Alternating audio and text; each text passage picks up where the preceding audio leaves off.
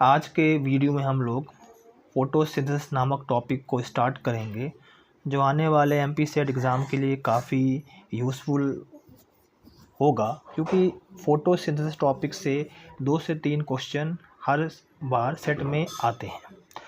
तो अगर हम बात करें फोटोसिंथेसिस की, तो फोटो का मतलब होता है लाइट और सिंथेसिस का मतलब होता है मेकिंग।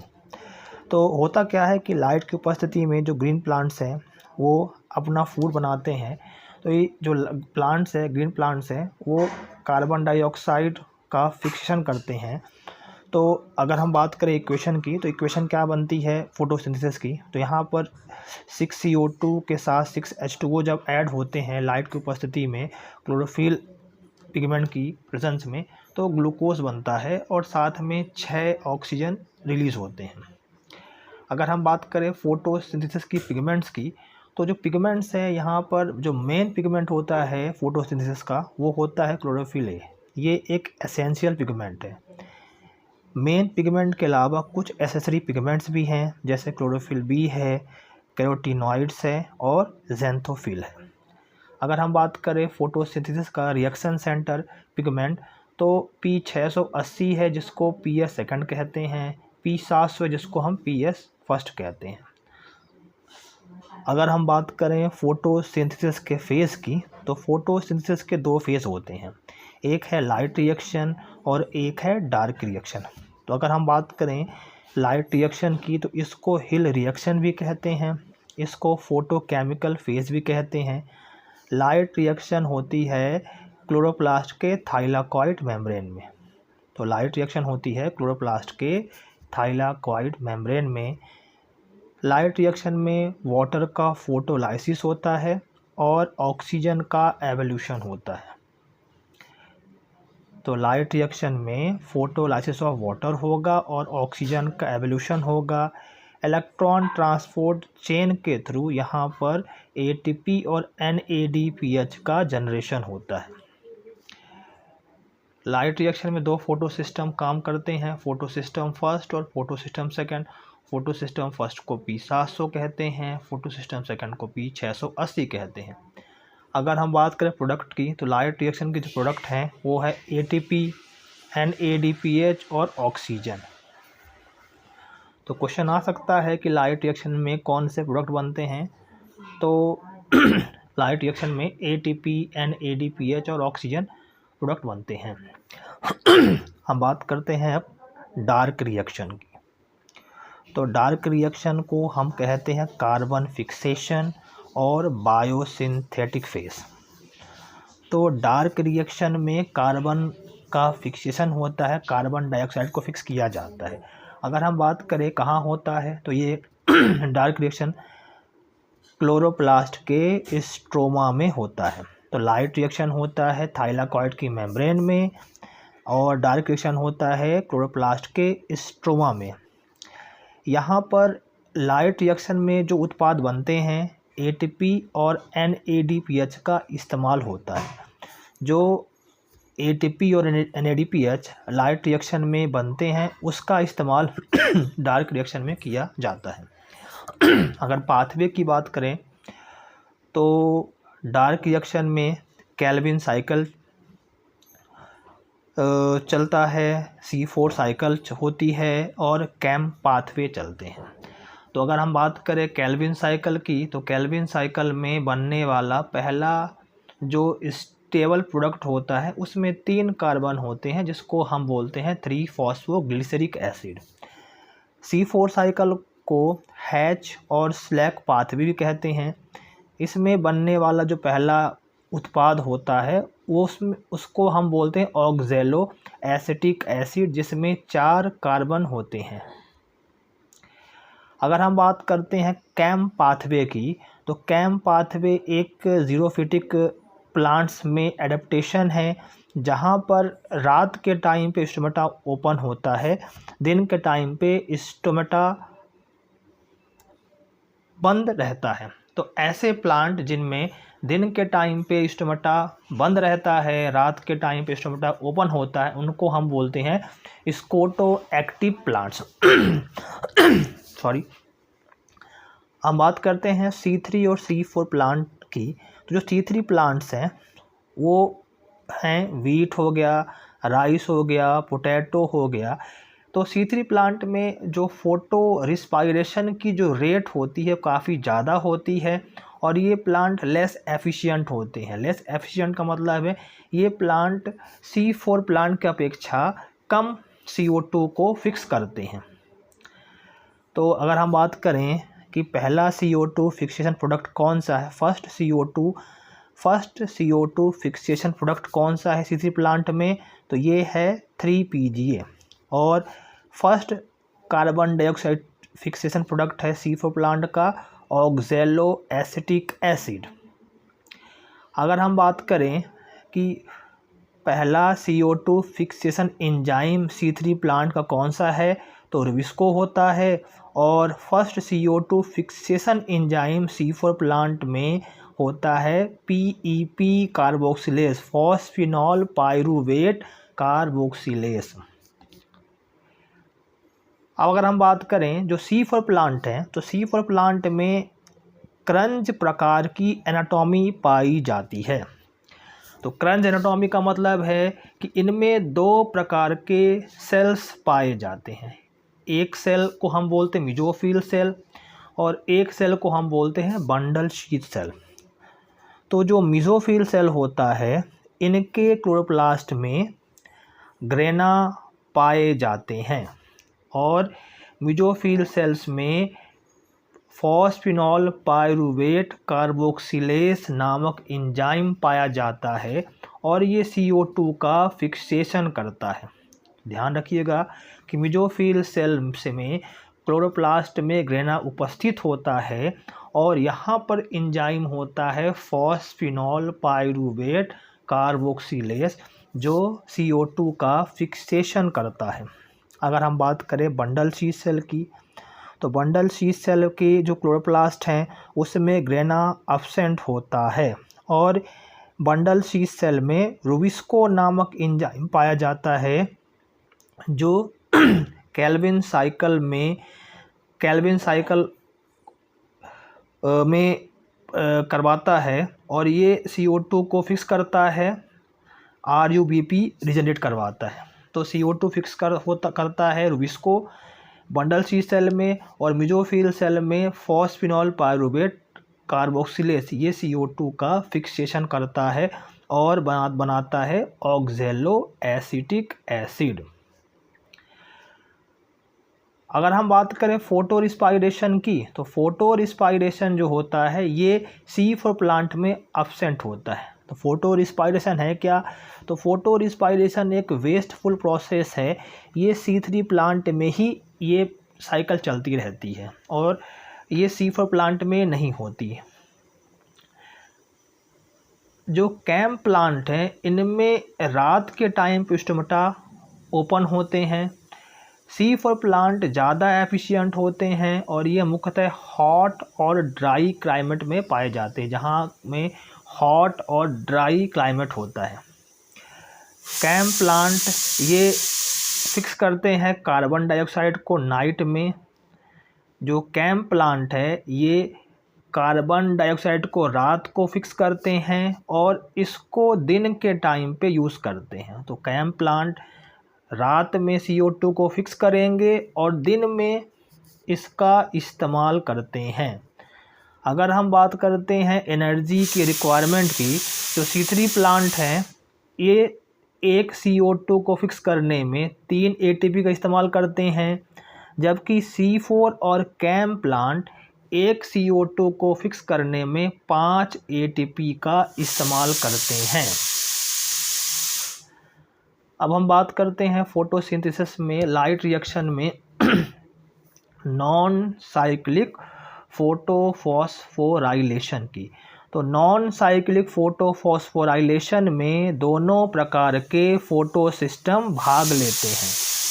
फोटो सिस्टम सेकेंड भी होगा, फोटो सिस्टम फर्स्ट भी होगा और यहाँ पर जो इलेक्ट्रॉन का फ्लो होगा वो यूनी डायरेक्शनल होगा, एक दिशा में यहाँ पर इलेक्ट्रॉन का ट्रांसपोर्ट होगा। तो नॉन साइक्लिक फोटोफॉस्फोराइलेशन में ATP, NADPH और ऑक्सीजन का फॉर्मेशन होता है। अगर हम बात करें साइट की, तो साइट है यहाँ पर थाइलाकॉइड मेम्ब्रेन में। तो जो नॉन साइक्लिक फोटोफॉस्फोराइलेशन है ये थाइलाकॉइड की मेम्ब्रेन में होता है, और ये ग्रेना की लैमेली, ग्रेना क्लोरोप्लास्ट के ग्रेना लैमेली में होता है। अगर हम बात करें फोटो सिस्टम इन्वॉल्वमेंट की, तो फोटो सिस्टम सेकंड जिसको हम बोलते हैं P680, ये 680 नैनोमीटर लाइट को एब्जॉर्व करता है। जबकि हम बात करें फोटो सिस्टम फर्स्ट जिसको हम बोलते हैं P700, ये 700 नैनोमीटर लाइट को एब्जॉर्व करता है। अगर हम बात करते हैं इसके बेसिक स्टेप की, तो सबसे पहले फोटो सिस्टम ये लाइट को एब्जॉर्व करेगा, जिससे जो इलेक्ट्रॉन हैं वो एक्साइटेड हो जाएंगे P680 से। इसके फिर फोटोलाइसिस ऑफ वाटर होता है, ये फोटो सिस्टम में होता है, जिससे 2 वाटर टूटता है लाइट की उपस्थिति में, 4 प्रोटॉन में, 4 इलेक्ट्रॉन में, और ऑक्सीजन का निर्माण होता है। इसके बाद इलेक्ट्रॉन मूव करते हैं प्लास्टोक्यूनॉन से होते हुए साइटोक्रोम B65 कॉम्प्लेक्स पहुंचते हैं। वहां से इलेक्ट्रॉन प्लास्टोसाइनिन से होते हुए फोटो सिस्टम फर्स्ट तक पहुंचते हैं। इसके बाद ये जो इलेक्ट्रॉन फोटो सिस्टम सेकंड से आए हैं, इसको फोटो सिस्टम फर्स्ट एब्जॉर्व करेगा। यहाँ पर जब ये लाइट को एब्जॉर्व करेगा फोटो सिस्टम फर्स्ट, तो फिर से इलेक्ट्रॉन एक्साइटेड हो जाएंगे और ये इलेक्ट्रॉन फेरोडॉक्सिन से होते हुए NAD+ रिडक्टेज तक जाते हैं। अगर हम बात करें ATP प्रोड्यूस्ड की, तो ATP जो प्रोड्यूस्ड होती है, ये ATP होती है नॉन साइक्लिक इलेक्ट्रॉन फ्लो। ये जो ATP बनती है वो होती है साइटोक्रोम कॉम्प्लेक्स में। साइटोक्रोम कॉम्प्लेक्स ATP को प्रोड्यूस कराता है, जिसको हम लोग F0F1 कॉम्प्लेक्स भी कहते हैं। इसको ATP सिंथेस भी कहते हैं, और ये कीमो ऑस्मोसिस के थ्रू यहाँ पर ATP प्रोड्यूस होती है। अगर हम बात करें नॉन साइक्लिक फोटोफॉस्फोराइलेशन के इन प्रोडक्ट की, तो यहाँ पर ATP है, NADPH है। NADPH क्या है? रिड्यूसिंग पावर है। और इसके अलावा यहाँ पर ऑक्सीजन भी बनती है। ये बनती है फोटोलिसिस वाटर के थ्रू। जब पानी टूटता है, जब वाटर मॉलिक्यूल टूटते हैं, तो प्रोटॉन, इलेक्ट्रॉन और ऑक्सीजन का निर्माण होता है। नॉन साइक्लिक फोटोफॉस्फोराइलेशन को जेड स्कीम भी कहते हैं। इसको प्रपोज किया था हिल और बंडल ने 1960 में। तो जेड स्कीम में क्या है? वाटर टूटा तो ऑक्सीजन बना, तो फोटो सिस्टम सेकंड से इलेक्ट्रॉन पहुंचा प्लास्टोक्यूनॉन तक, प्लास्टोक्यूनॉन से साइटोक्रोम B6F तक, फिर प्लास्टोसाइनिन तक, फिर फोटो सिस्टम फर्स्ट तक गए इलेक्ट्रॉन, फिर फेरोडॉक्सिन तक गए, फिर लास्ट में गए NADP+ तक।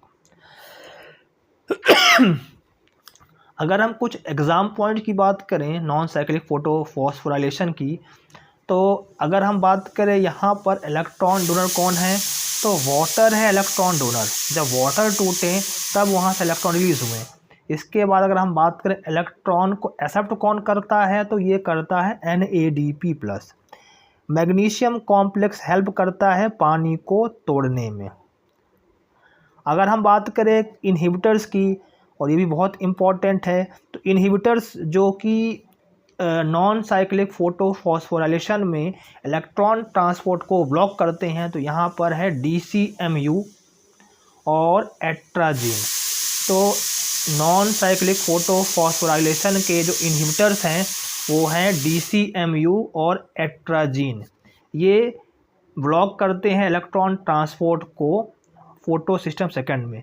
ये ब्लॉक करते हैं प्लास्टोक्यूनॉन स्टेप में। तो ये DCMU और एट्राजीन ये इनहिबिटर्स हैं, इलेक्ट्रॉन ट्रांसपोर्ट के फोटो सिस्टम सेकंड के इनहिबिटर्स हैं। अब हम बात करते हैं साइक्लिक फोटोफॉस्फोराइलेशन की।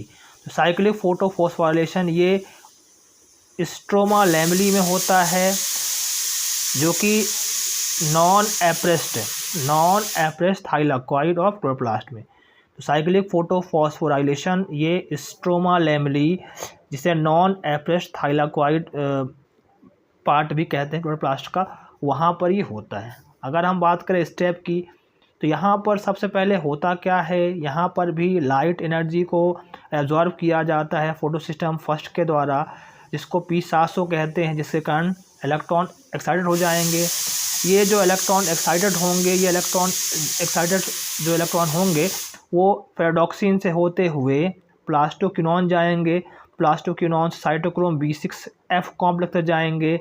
इसके बाद ये जाएंगे प्लास्टोसाइनिन तक, फिर से फोटोसिस्टम फर्स्ट तक पहुंच जाते हैं।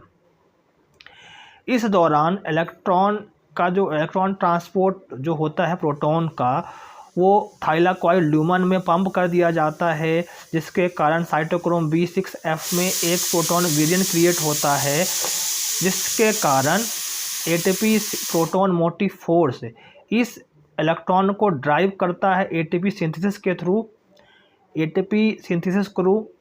जिसके कारण F0F1 कॉम्प्लेक्स में ATP का सिंथेसिस होता है। अगर हम बात करें प्रोडक्ट की, तो यहाँ पर जो प्रोडक्ट बनता है, यहाँ पर ATP का फॉर्मेशन होता है। अगर हम बात करें कौन सी कंडीशन इसको फेवर करती है, तो जब NADP+ अवेलेबल नहीं हो तब साइक्लिक फोटोफॉस्फोराइलेशन होगी। जब ATP डिमांड हाई है, जब ATP की डिमांड काफ़ी हाई है NADPH से, जब ATP डिमांड हाई है NADPH से, तब ये चलेगी। तो C4 प्लांट में ATP की डिमांड ज़्यादा होती, क्योंकि वहाँ पर एक CO2 को फिक्स करने के लिए 5 ATP चाहिए, इसलिए ये होती है कंडीशन। और अगर CO2 लो हो, अगर CO2 का कंसंट्रेशन लो हो गया, ऐसी कंडीशन में ये प्रोसेस होती है।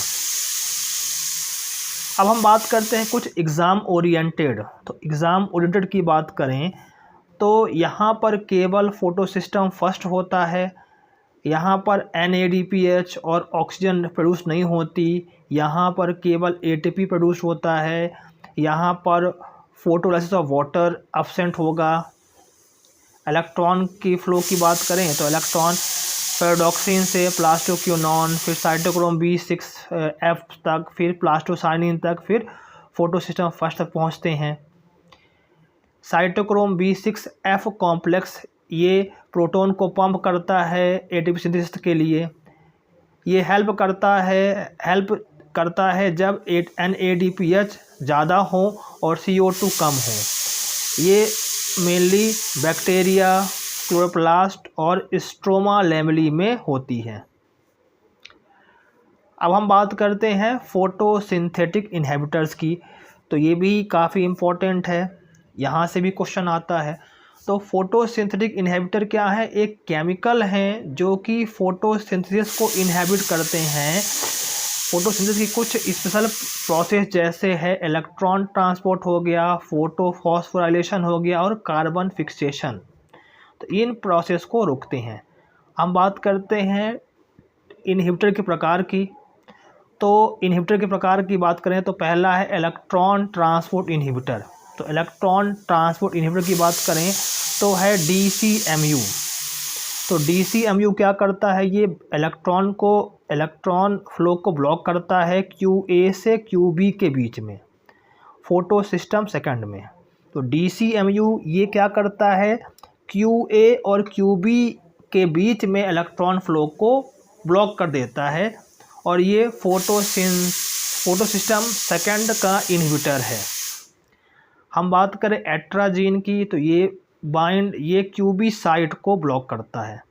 ये QB साइट को बाइंड हो जाता है, जिसके कारण इलेक्ट्रॉन का फ्लो नहीं होता, और ये एक हर्बिसाइड की तरह कार्य करता है। अगला नाम है पैराक्वाट। तो पैराक्वाट क्या है? ये इलेक्ट्रॉन को एक्सेप्ट करेगा, इलेक्ट्रॉन को एक्सेप्ट करता है फोटो सिस्टम फर्स्ट से, जिसके कारण सुपर ऑक्साइड रेडिकल जनरेट हो जाते हैं और जिससे ऑक्सीडेटिव डैमेज हो जाता है और मेम्ब्रेन का डिस्ट्रक्शन हो जाता है। तो पैराक्वार्ट इलेक्ट्रॉन को एक्सेप्ट करेंगे फोटो सिस्टम फर्स्ट में, जिसके कारण सुपर ऑक्साइड रेडिकल जनरेट हो जाएगा, जिसके कारण ऑक्सीडेटिव डैमेज होगा और मेम्ब्रेन का डिस्ट्रक्शन हो जाता है। तो DCMU हो गया, एट्राजीन हो गया, पैराक्वार्ट हो गया, ये सब फोटो सिस्टम सेकंड के इनहिबिटर थे। अब हम बात करते हैं फोटोफॉस्फोराइलेशन इनहिबिटर की। तो फोटोफॉस्फोराइलेशन इनहिबिटर की बात करें तो ये ATP सिंथेसिस को इनहिबिट करते हैं। एग्जाम्पल है ऑरोवर्टिन, ओलिगोमाइसिन, DCCD, जिसको कहते हैं डाईसाइक्लोहेक्साइल कार्बोडीमाइड। तो ये सभी इनहिबिट करते हैं ATP सिंथेसिस एंजाइम को, F0F1 कॉम्प्लेक्स को।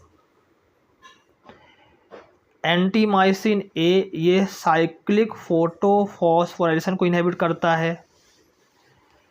हम बात करते हैं हिल रिएक्शन इनहिबिटर को, ये वाटर स्प्लिटिंग कॉम्प्लेक्स हैं, ये फोटोलिसिस ऑफ वाटर को स्टॉप करेंगे। तो हिल रिएक्शन इनहिबिटर की बात करें तो हाइड्रोक्सिलामीन हो गया, NH2OH, अमोनिया हो गया, CMU हो गया, क्लोरोफिनॉल यूरिया। अगली बात करें हम कार्बन फिक्सेशन इनहिबिटर्स की, तो कैल्विन साइकिल के एंजाइम कैल्विन साइकिल के एंजाइम को इनहिबिट करते हैं। एग्जाम्पल है आइडो एसिटामाइड इनहिबिट करता है ग्लिसरॉल्डिहाइड 3 फॉस्फेट डिहाइड्रोजिनेस की। आइडो एसिटामाइड इनहिबिट करता है ग्लिसरॉल्डिहाइड 3 फॉस्फेट डिहाइड्रोजिनेस की। अब हम बात करते हैं 2,4-डाइनाइट्रोफिनॉल की, जिसको हम बोलते हैं DNP। ये ATP के फॉर्मेशन को अनकपल करता है, ये ATP के फॉर्मेशन को रोकता है। हम बात करते हैं कुछ हर्बिसाइड जो यूज़ किए जाते हैं फोटोसिंथेटिक इनहिबिटर के रूप में। तो जो एट्राजीन है, डायूरोन है, ये फोटोसिस्टम सेकंड का इनहिबिटर है, ये क्यूबी साइट को ब्लॉक करता है। हम बात करते हैं DCMU की, ये फोटोसिस्टम सेकंड का इनहिबिटर है, ये QA और QB साइट को इनहिबिट करता है। अगला नाम है ब्रोमोजाइनिल, ये फोटोसिंथेटिक सेकंड का इनहिबिटर है, ये PQ साइट को इनहिबिट करता है।